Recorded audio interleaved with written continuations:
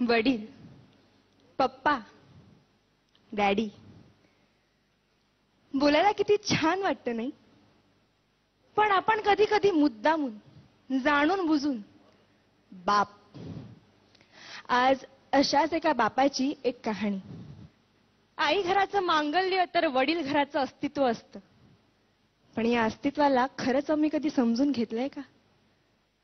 वडिलांना महत्व असूनही त्यांच्याविषयी फारसं बोललं जात नाही.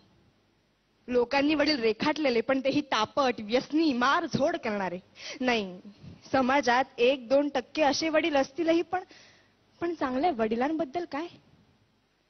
आईकडे अश्रूंचे पाट असतात, ती रडून मोकळी होते, पण सांत्वन वडिलांनाच करावं लागतं.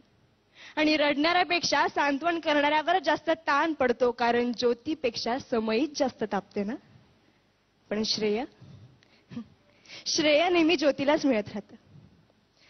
रोजच्या जेवणाची सोय करणारी आई आमच्या लक्षात राहते, पण आयुष्याच्या शिदोरीची सोय करणारा बाप आम्ही किती सहज विसरून जातो. आई सर्वांसमोर मोकळेपणाने रडू शकते, पण रात्री उशीत तोंड खुपसून मुसमुसतात ते आपले वडीलच असतात. स्वतःचे वडील वारले तरीही त्यांना रडता येत नाही, कारण छोट्या भावंडांना जपायचं असतं. पत्नीने अर्धवसात सोडली तरी पोरांच्या अश्रूंना आवर घालावा लागतो. जिजाऊने शिवबांना घडवलं असं अवश्य म्हणावं, पण त्याच वेळी शहाजी राजांची ओढाताण लक्षात घ्यावी. देवकी, यशोदेचं कौतुक अवश्य करावं, पण भरपुरात पोराला डोक्यावरून घेऊन जाणारा वसुदेव लक्षात घ्यावा. राम हा कौसल्याचा पुत्र अवश्य आहे, पण पुत्र वियोगाने तरफडून मरणारा पिता दशरथच होता. वडिलांच्या टाचा झिजलेला चपला, त्यांची फाटकी बनियन पाहिली की कळतं आमच्या नशिबाची भोकं त्यांच्या बनियनला पडलीत. त्यांचा दाढी वाढलेला चेहरा त्यांची काट कसर दाखवतो. मुलाला लुंगी घेतील, मुलीला गाऊन घेतील, पण स्वतः मात्र जुनीच पॅन वापरते.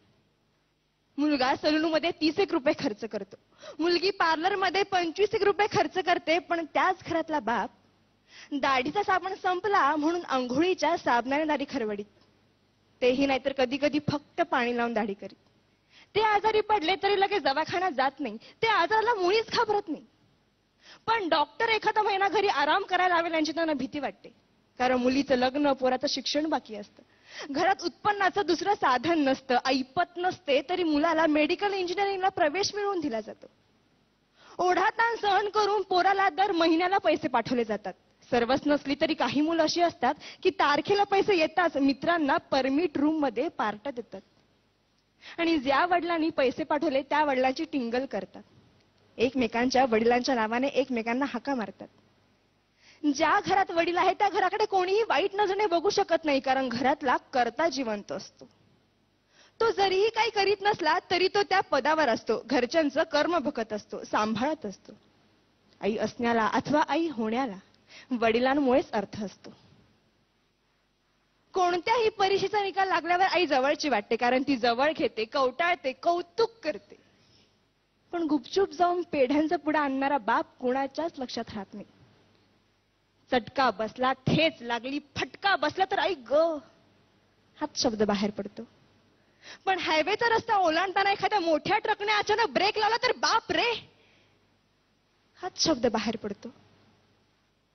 कारण छोट्या संकटांना आई चालते हो, पण मोठी वादळ पेलताना बापच आठवतो. काय पटतंय का? मंगल प्रसंगी अख्खं कुटुंब जातं, पण मैताच्या प्रसंगी बापालाच जावं लागतं.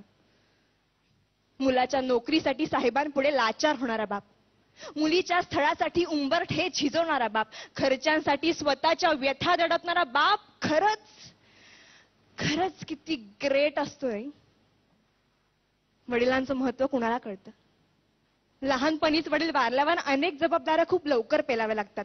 त्यांना एका गोष्टीसाठी तरसावं लागतं. बाबांना पूर्णपणे समजून घेणारी असते ती म्हणजे त्या घरातील मुलगी. सासरी गेल्यावर अथवा घरापासून दूर असताना वडिलांशी फोनवर बोलताना त्यांचा बदललेला आवाज ते एका क्षणात ओळखते आणि 17 प्रश्न विचारायला सुरुवात करते. कारण कोणतीही मुलगी वडिलांना जपते, जाणते. इतरांनी आपल्याला एवढंच जपावं एवढीच त्यांची अपेक्षा असते. धन्यवाद.